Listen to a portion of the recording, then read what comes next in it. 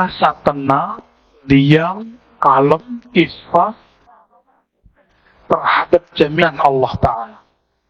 Ini yang jomblo-jomblo, takut nggak masalah jodoh?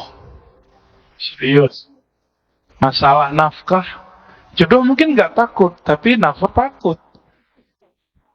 Udah tenang aja, jalannya aja hidupnya. Ya. Kenapa? Dulu semua yang sudah menikah ini juga takut dulu waktu mau menikah. Wah, gimana cara ngidupin anak-anak nih? Ya. Makan sendiri aja susah. Dia lupa rumusnya. Allah itu memberi, itu seberapa banyak orang tuh ngeluarin. Bahkan lebih.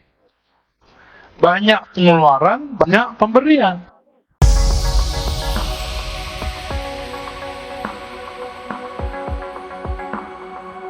Tawakkul as-sukun ila matmunil haq. Hei orang-orang yang tawakal, jika benar engkau bertawakal, maka jangan banyak ngomong. Tapi as-sukun ila matmunil haq.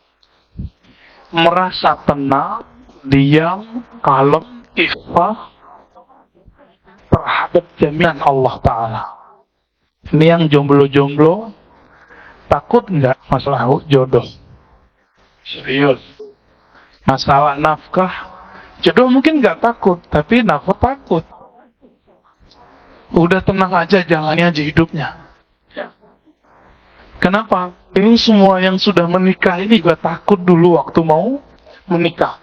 Wah, gimana cara ngidupin anak-anak nih? Ya. Makan sendiri aja susah. Dia lupa rumusnya. Allah itu memberi, itu seberapa banyak orang tuh ngeluarin. Bahkan lebih. Banyak pengeluaran, banyak pemberian. Itu selalu begitu. Coba, dulu waktu sendiri gajinya 500.000. Pas punya istri 2,5 juta. Punya anak 5 juta. Punya anak lagi 7 juta. Kamu punya anak lagi udah 50 juta. Banyak yang begitu. Bahkan lebih dari itu.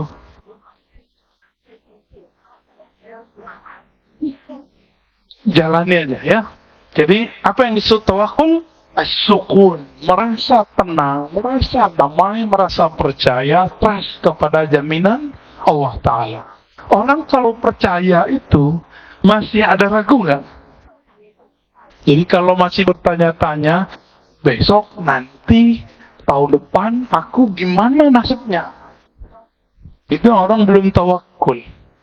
Ya, bertawakal ke tempat kerjanya. Maka Al-Quran dikatakan, bertawakallah, ya, watawakkalu, ya, tawakallah kamu kepada siapa? Alal hayyil ladzi la yamut, kepada yang maha hidup, tidak pernah mati. Mohon maaf, orang tua kita hidup, ada yang sudah mati? Ya, ibu saya pun sudah meninggal. Masih muda, kata orang, 58, 59. Punya bos nggak? Dulu yang punya bos, atasan, sudah meninggal ada nggak? Ada. Banyak. Bergantung ke bos, meninggal. Bergantung ke perusahaan, perusahaan ada yang hancur. Ya. Dulu siapa sangka? Namanya dulu apa, kalau perusahaan-perusahaan minyak yang di Sumatera, Kalimantan itu bakal pakai berubah jadi Chevron. Siapa sangka Chevron sekarang mau angkat kaki? Siapa sangka, Pak? Orang mengira dia akan enak terus, kita belum tentu. Begitu juga sebagian orang mengira dia susah terus, belum tentu. Siapa tahu orang-orang yang hebat hari ini nanti jadi hina. Orang-orang yang hina hari ini dia menjadi hebat. Siapa tahu anak-anak yang dibully di sekolah-sekolah hari ini dia jadi pemimpin yang hebat. Jadi ustadz-ustadz yang berkarisma, ustadz-ustadz yang tidak takut dicaci, tidak melayang jika dipuji. Nanti akan ketemu orang-orang begitu. Kalimat beliau yang kedua, sebenarnya penjelasan ini banyak. Kita lanjut aja ya. Ada makom tawakal. Ada makom setelah itu namanya ridho. Kita sering baca raditu billahi Rabbah.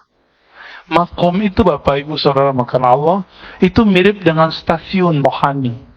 Kayak stasiun kereta lewat, kayak gitu. Nanti dia balik lagi. Gitu terus, dimuter. Tapi perasaan pertama melewati stasiun beda nggak dan yang kedua? Beda. Waktu berangkat ke suatu tempat terasa lama nggak? Waktu balik terasa cepat. Kira-kira begitulah pengalaman orang rohani. Begitu terus Pak, begitu terus. Dulu waktu kita mikir masuk SMP, lalu SMA, rasanya kuat sekali 6 tahun. Ternyata ada yang udah selesai S2, ada yang selesai S1, ada yang selesai S3. Diingat dalam satu detik, langsung ingat semua. Kalau perlu ada sekolah lagi, kira-kira begitu. Sebagian orang. Apa kata beliau? Ar-radhi, orang yang ridho itu la yas'al. Adalah orang yang tidak banyak bertanya dan meminta-minta. Baik kepada Allah, apalagi kepada makhluk. Masa ridho kepada rezeki Allah, tidak minta kepada Allah, tapi minta makhluk. Ada nggak orang begitu? Kurang doanya, tapi minta ke makhluk. Imam Ibn Athaillah mengatakan, doa'uka, kadang-kadang kamu berdoa, tapi kamu menuduhnya. Menuduhnya apa? Dia lupa untuk memberimu. Menuduhnya bahwa dia terlambat untuk memberikan hajatmu. Kadang-kadang kita doa begitu. Ya. Itu menuduh. Doa begini nggak lebih afdal dari zikir. Sebaiknya stop dulu doanya, zikir dibanyakin. Udah bagus zikirnya, baru doa lagi. Apa kata beliau? Kata beliau berikutnya, walaysa min syartir ridha al-mubalaghatu fi du'a. Syarat orang ridha, orang tawakal itu bukannya doa. Banyak apa? Banyak usaha dan tidak meminta-minta kepada makhluk Allah. Ini yang disebut if. Ya. Lalu beliau mengatakan, hasbuka minad dunya sohbatu faqirin wa khidmatu waliyin. Mau tahu perbendaharaan akhirat yang ada di dunia? Mau tahu? Cuma dua. Satu, fakir. Fakir di sini bukan miskin. Fakir di sini orang yang hatinya merasa butuh kepada Allah. Istilah fakir digunakan di kitab ini untuk menyebut sufi. Untuk menyebut siapa? Jadi, hasbuka minad dunya batu sufi. Itu maknanya. Cukuplah kamu di dunia, kamu bersahabat dengan permata-permata akhirat. Siapa itu? Sufi. Sufi itu mewarisi khusyuknya Nabi. Ahli fikih mewarisi hukum Islamnya Nabi. Ahli akidah mewarisi imannya Nabi. Orang yang mewarisi tiga-tiga itu semua disebut dia imam. Sebut dia imam. Kalau enggak belum nyampe imam. Ya, doa imam di depan ya. Lalu dikatakan wa khidmatu waliyin. Permata kedua adalah wali-wali Allah, kekasih-kekasih Allah. Ciri-ciri kekasih apa? Ingat selalu yang dikasihinya. Maka ciri-ciri wali, kalbunya, lisannya tidak putus menyebut nama Sang Maha Kekasih, Allah Ta'ala. Lalu Rasulnya Sallallahu Alaihi Wasallam. Lalu pengikut Rasulnya sahabat radhiyallahu ta'ala anhum. Lalu pengikut sahabatnya. Ini yang disebut menyebut sanad keilmuan. Oleh karena itu ulama salafus saleh mengatakan, zikrul salihin tazilur rahmah. Menyebut nama guru-gurumu yang saleh yang terdahulu adalah bagian dari rahmat. Tanzilur rahmah, rahmat turun. Itu sebabnya orang-orang yang tidak mau berguru, yang gengsi berguru, rahmat kurang cucuran dari lisannya. Wajahnya jauh dari kasih sayang. Kalimat-kalimat yang muncul dari mulutnya ini, kalimat-kalimat yang tidak mewarisi rahmatnya Rasulullah Sallallahu Alaihi Wasallam. Satu kali Rasulullah menangis ketika anaknya Ibrahim wafat. Dia nangis. Ternyata Rasulullah itu manusia. Tapi nggak perlu bilang rembes. Ya, nggak perlu bilang dia nyolong. Ya, untungnya dia sudah minta maaf ya. Kalau nggak kita habis-habisan. Masa Allah biarkan seorang nabi dulu alam semesta, tapi Allah jaga seorang nabi Bani Israel bernama Nabi Musa. Dijaga nggak Nabi Musa ketika dihanyutkan? Dijaga nggak? Rembes nggak? Enggak. Enggak. Sisanya enggak. Maka mustahil seorang Nabi Muhammad itu kemudian terentar nasibnya. Mustahil. Orang-orang yang mengatakan wajib tobat kepada Allah Ta'ala, minta maaf kepada Rasulullah. Gak perlu minta maaf ke umat Islam. Gak perlu minta maaf ke kita. Minta maafnya kepada Allah dan Rasulullah SAW. Dia wajib banyak salawat. Gak kurang dari 1000 dia salawat itu. Kalau kurang dari 1000, gimana dia menebus cintanya ke Rasulullah SAW. Guru-guru kita untuk menebus emosionalnya yang tinggi, kebencian yang ada di kalbunya, dia kemudian menebusnya dengan salawat. Angka itu nggak penting, tapi untuk disiplin jadi penting. Khidmatu waliyin, maka ciri-ciri wali itu orang yang tidak luput lisannya menyebut nama sama kekasih. Siapa itu? Allah ya. Menyebut Asmaul Husna. Antum suka seorang perempuan, tapi yang disebut nama cewek lain. Itu namanya apa? Mendua, meniga. Apalagi tuh, menempat nggak ada ya? Adanya menempati hatimu gitu ya? Nggak ada. Jadi ketika orang mengatakan, aku cinta kamu, tapi yang ingat yang lain, maka dia tumbuh. Cinta Allah, wallahi, demi Allah, cinta Allah. Coba diingat, berapa banyak menyebut nama Allah setiap hari. Abu Hurairah, saya sering sebut 12.000 kali menyebut nama Allah setiap hari. Dan ditanya beliau, kenapa engkau zikir sebanyak itu? Jawaban beliau apa? Aku menyebut nama Allah, memuji Allah sebanyak nafas yang aku ambil. Kira-kira bagi dia 12.000. Kira nggak ada Pak kita yang sanggup begitu. Kalau ada orang hari ini sanggup zikir seperti para sahabat, kita sebut majnun, orang gila, soalim. Tapi kalau kita hidup di zaman para sahabat, kita akan bilang, sesat, orang sesat. Bentar buka handphone ya. Kalau buka handphone nggak zindik, tapi kalau pakai TV zindik. Allah kebalik sudah. Saya khawatir ini yang Nabi sebut di akhir zaman, yusaddaku. Siapa yang yusaddaq? Al-kadzib. Yusaddaq fiha al-kadzib. Ketika di akhir zaman di Sunan Ibnu Majah dibenarkan orang-orang bohong, percaya ulama yang bukan ulama, dipercaya wali orang bukan wali, dan sebaliknya yukadzab ya, dibohongi, tidak dipercaya. Jika ini ulama, kan dipercaya ulama, yang dipercaya yang bukan ulama. Orang yang jelas jalur hidupnya itu jalur ulama, itu nggak dipercaya. Yang dipercaya yang jalur hidupnya jalur lain. Masa insinyur baca buku terus jadi ustaz? Musisi obat jadi ustaz? Ya nggak apa-apa, bagus, tapi jangan ngomong hukum. Itu aja masalahnya. Karena kita untuk dapat izin berfatwa bertahun-tahun, seperti seorang dokter bertahun-tahun baru dapat izin untuk diagnosa penyakit.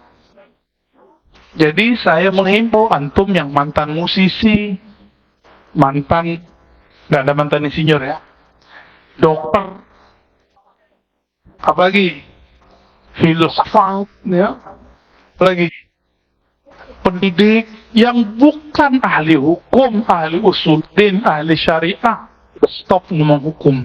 Jika dakwah, dakwah akhlak, dakwah motivasi. Karena dakwah tidak terbatas pada ahli hukum, tidak terbatas pada ulama. Dakwah bisa pada siapapun. Kita yang bukan ustadz, kita bisa dakwah. Tapi kalau fatwa, mesti ulama. Ya, udah ngomong fatwa panas lagi. Ya. Allahumma shalli ala nabi Muhammad. Maka permata akhirat di surga yang ada di bumi dua saja. Orang yang mewarisi khusyuknya Nabi, disebut kitab ini fakir. Mereka lah para sufi yang tidak putus menyebut nama Allah, merindukan Rasulullah Sallallahu Alaihi Wasallam. Saya mau tanya lagi, cinta Rasulullah, rindu Rasulullah, rindu cewek, rindu seseorang, sering ingat dia nggak? Kita kalau rindu seseorang, mau jalan, ingat dia.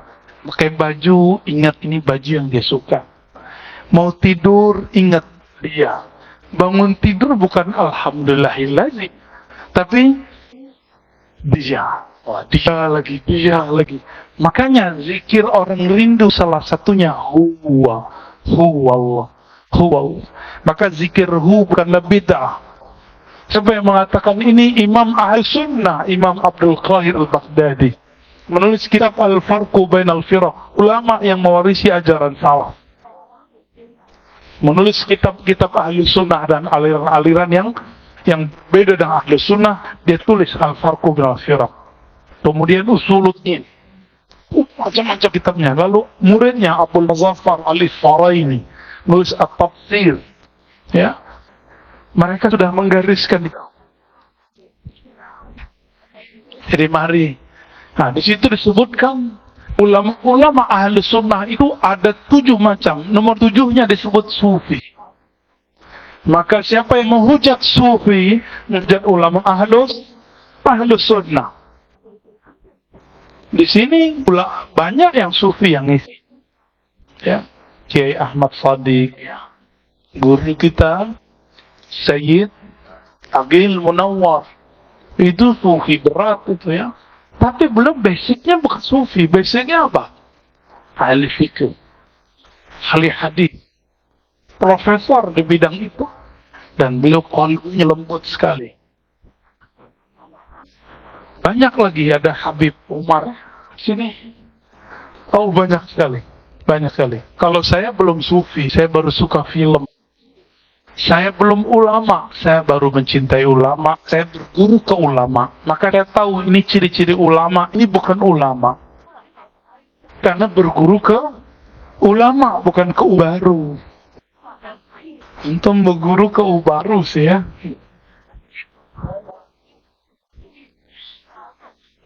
Jadi permata dunia, sufi, wali. Wali Allah. Guru kami, Syekh Hasan itu mengatakan, kalau ulama, misalnya ahli fikih, ahli akidah, bukan wali, siapa lagi walinya? Berarti si wali itu nggak mesti yang jalan di atas air. Nggak mesti kalau jalan duluan nyampe, nggak mesti. Kalau begitu juga nggak apa-apa. Itu disebut karamatul aulia. Tapi karamat terbagi 2. Ada karamat yang kubro, yang tinggi, yang besar. Ada karamat yang sughra, yang kecil. Karamat yang kecil itu contohnya yang tadi, jalan di atas air, terbang, apalagi ya, menghilang, sholat di Mekah, itu biasa Pak. Karamat hakiki yang kubro adalah innal ladzina qalu rabbunallah tsumma istaqamu. Karamat tertinggi adalah al-istiqamah. Sudah punya istiqamah belum? Antum punya karamat? Udah punya istiqamah? Antum karamat sudah ya. Yang udah istiqamah tawitir, antum punya karamat. Yang sudah istiqomah jamaah, antum keramat. Siapa yang ngomong gini? guru ulama-ulama ahli qiraat, hatta ulama ahli qiraat Indonesia, Kiai Ahsin Sahho, Dr. Ahsin Sahho, itu bagus sekali bacanya. Guru namanya Syekh Aiman Suwaid. Beliau punya guru namanya Uyunus Sud di Syam, kampung dengan oli. Ini pewaris-pewaris ini. Apa kata beliau? Min karamati syekhi alla yatruka salat al-jamaah tula hayati. Di antara keramat guruku, dia tidak pernah meninggalkan salat jamaah sepanjang hidupnya.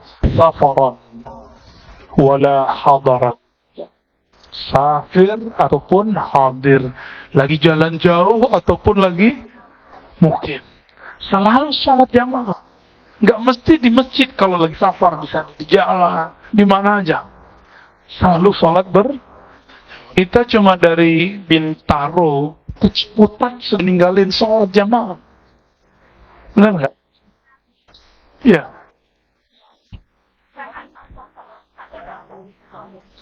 Jadi teman-teman semua, nah ini permata. Ya.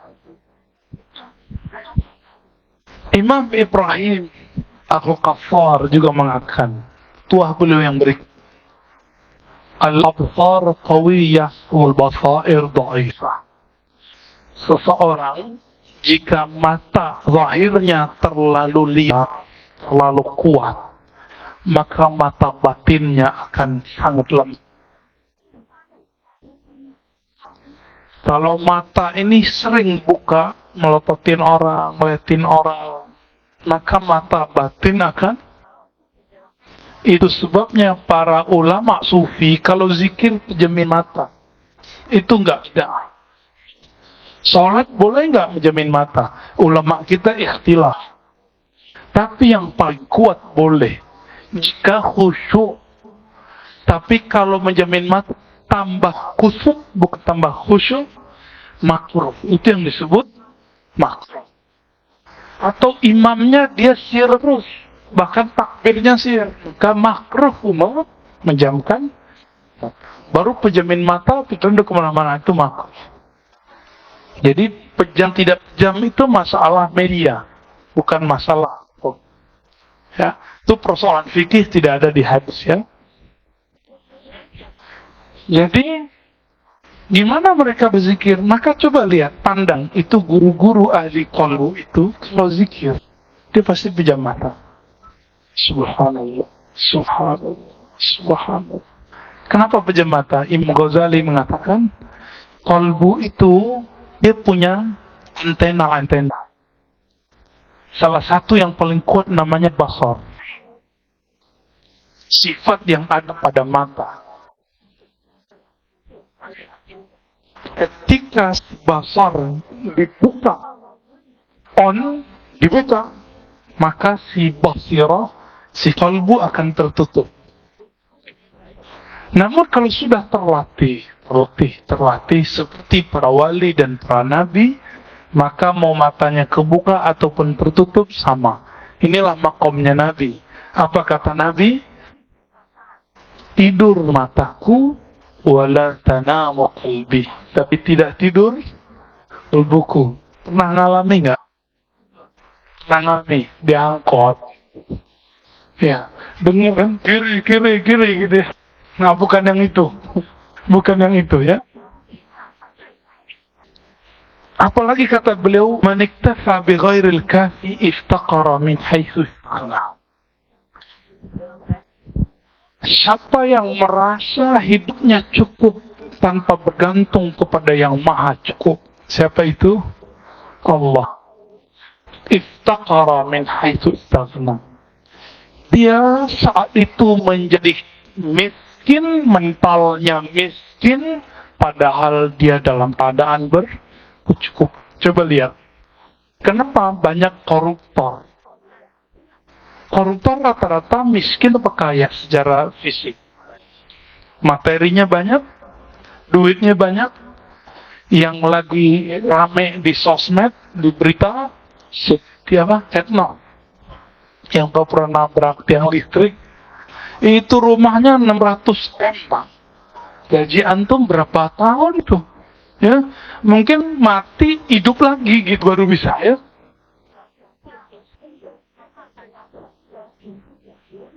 Kurang apa dia sehingga dia kemudian korupsi? Ya, kurang apa, Pak? Ini yang disebut. Jadi ini kalimat kayak kutukan. Tapi sebenarnya bukan kutukan. Yang merasa cukup dengan yang dengan zat, dengan orang yang tidak bergantung kepada yang maha cukup, yaitu Allah Ta'ala, maka dia terlaknat, terkutuk, kualat menjadi orang yang bermental miskin. Maka coba lihat di tempat kerja kita, orang-orang yang beruntung ke bos, itu kan mentalnya mental miskin. Walaupun dia punya mobil, dia punya rumah bagus, mungkin istrinya pun lebih banyak dari kita. Ya? Mau dikutuk jadi orang miskin? Nggak mau. Ya. Baik. Al-kifayat tasilu ilaika bila ta'bin wal ishtighal wa ta'ab kulluha fil fudul. Apa kata beliau? Kecukupan fasilitas Allah Ta'ala datang kepadamu tanpa susah payah. Coba, perlukah kita mengimbau oksigen? Ya, oksigen datang dong, aku mau menghirup nih, gitu. Perlu nggak? Nggak perlu. Itu dia datang tanpa kita susah mengambilnya. Dia yang pernah mengalami sesak nafas, susah nggak?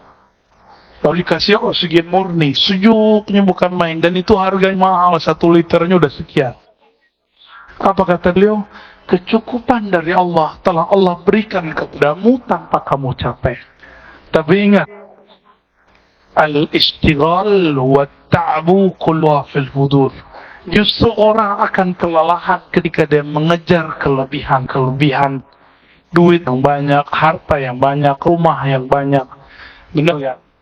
Kita berangkat pagi, sama saya juga begitu kalau ngajar.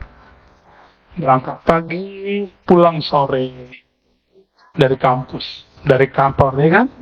Dari tempat bekerja. Berangkat pagi macet, pulang juga macet.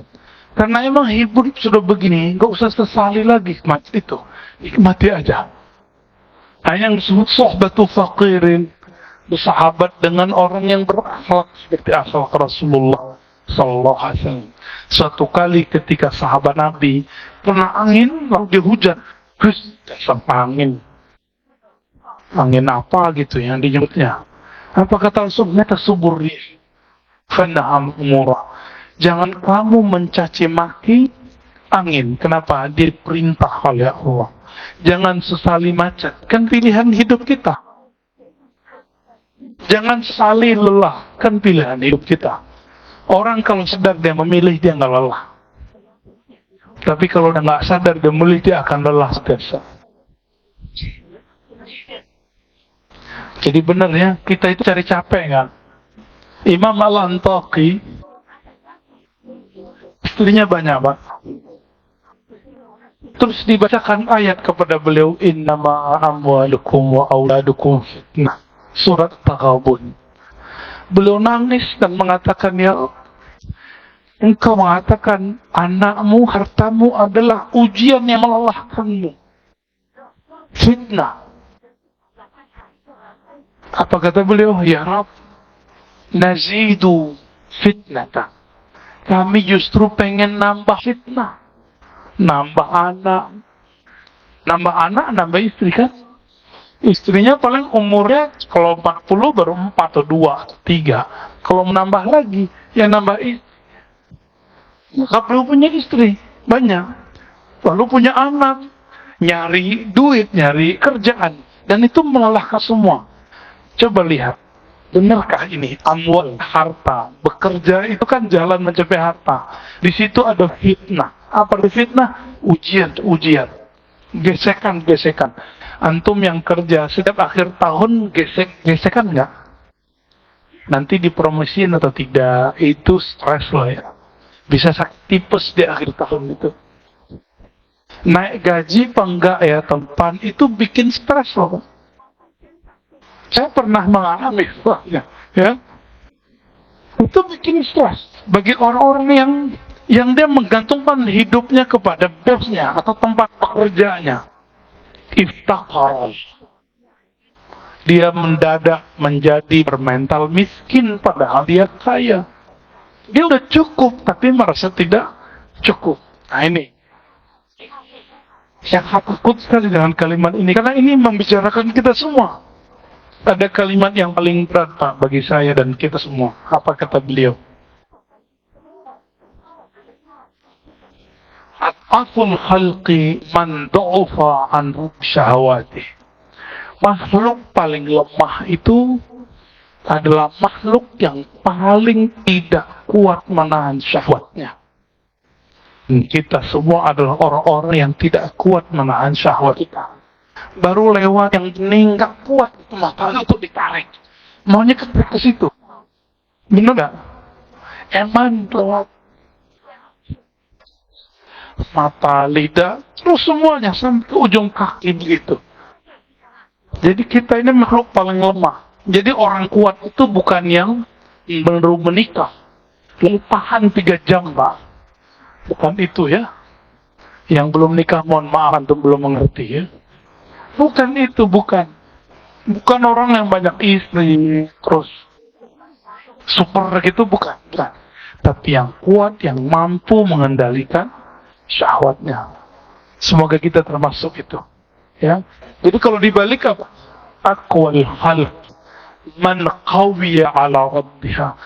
Maka sebaik-baik, sekuat-kuat makhluk ya yang paling sanggup, yang paling kuat mengontrol hawa nafsunya. Tapi ada nafsu yang berat untuk para dai, para ustaz, para ulama.